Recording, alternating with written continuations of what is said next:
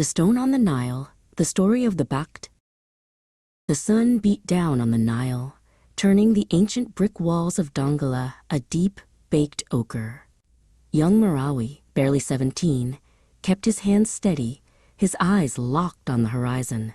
He was a pupil-smiter, a Makurian archer, and the river was bringing trouble.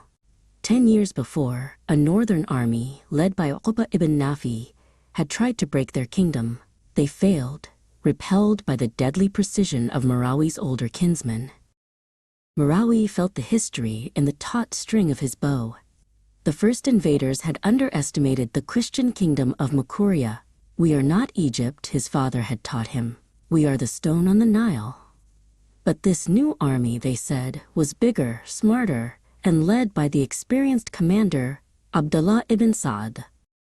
Soon, the dust cloud thickened into a solid, dark mass. Abdullah ibn Sa'd's soldiers were many, and they moved with a grim, organized purpose.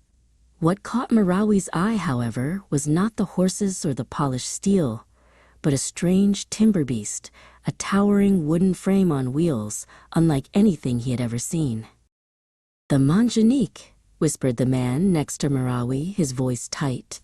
It was a catapult, a siege weapon designed to shatter the very walls Marawi stood upon.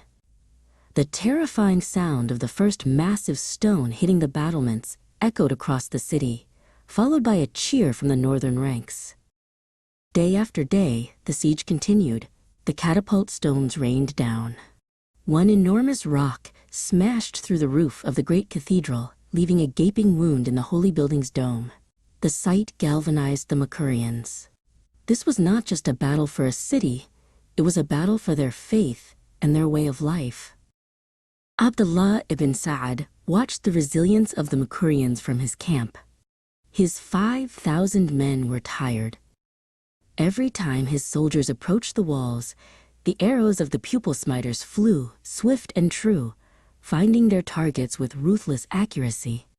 Dongola would not fall easily. King Khalid, however, was also pragmatic. The city was holding, but the damage was severe, and they could not endure a perpetual siege. He sent a rider to the Arab camp with a message. "We have defended our land. Let us not spill more blood. Let us speak of peace." Abdullah ibn Sa'd, knowing that conquering Makuria would cost more lives than he could afford, agreed to the talks. In the year 652 AD, the two leaders met and signed a remarkable pact. It was called the Baqt. The treaty was a new kind of agreement: non-aggression, free trade and travel, and an annual exchange. Makuria would send 360 slaves to Egypt, and in return, Egypt would send food, wheat and lentils, and manufactured goods south. It was a formal agreement between two equal, independent powers. The Baqt was a victory of diplomacy over war, securing the Christian Kingdom of Makuria's independence. It was a promise of peace that lasted for over 600 years, a silent, enduring agreement written in the sands of time, ensuring that the walls of Dongola would stand strong, not just against arrows and stones, but against the flow of history itself.